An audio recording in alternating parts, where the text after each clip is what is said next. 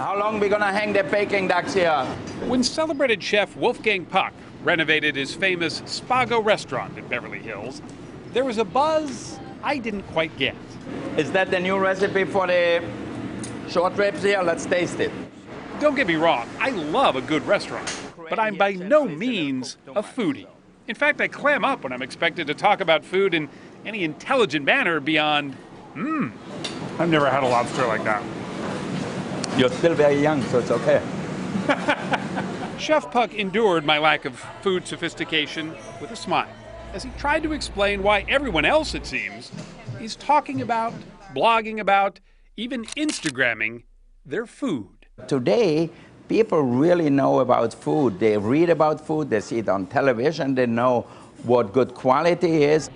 All of a sudden now, food and wine has become one of the premier conversation pieces. Hey, John, let's go fire halibut, black cod, and a broccoli. And the reason for all the talk has little to do with what's in your refrigerator. Chefs to make it delicious, global, and innovative. It's your cable box.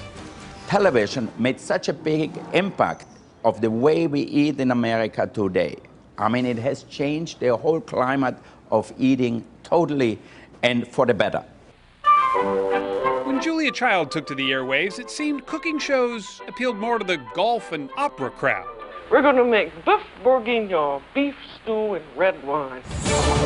Now, food is cool, even edgy. I love gooey duck sliced in like this, and apples and like raw seafood to me is amazing.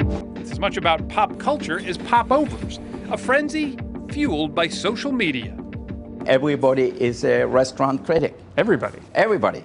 So if you mess up a meal today, you can see maybe 200, 300 people know it already before I go to sleep because this guy or this woman tweeted it to all their friends. Look what happened this past week when a New York Times critic took a less than charitable bite out of celebrity chef Guy Fieri's new restaurant. It became instant water cooler fodder. People just seem completely and totally obsessed with food, and everybody's talking about it. Krista Simmons is a freelance writer and food blogger, part of the food mafia, as she calls it, who sought out a hipster coffee hangout in the industrial section of Los Angeles to chat. I feel like foodieism has hit a critical mass in the past 5-10 years, and it's been said many times, but I'll say it again, food really is the new rock. And the new groupies are who? The foodies. The foodies and me. The food landscape of today, she explains, is as much about social experience as it is sustenance.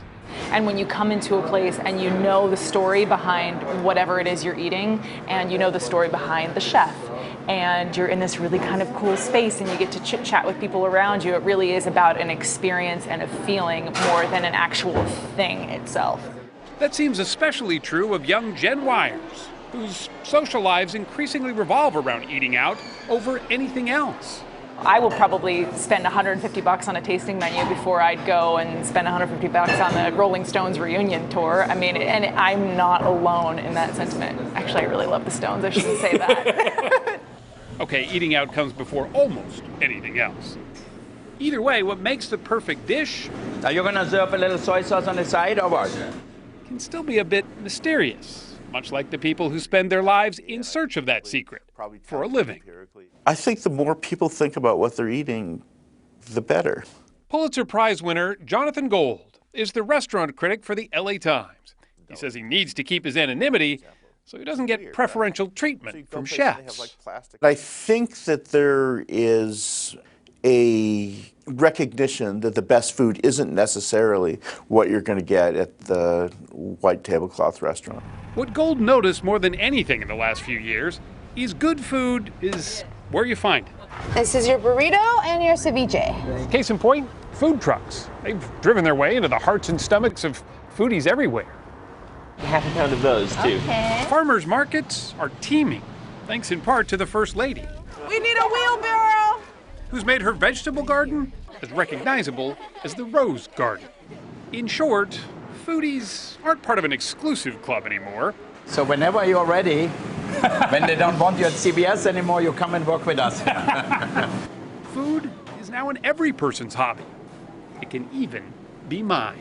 Oh, wow. That is so good.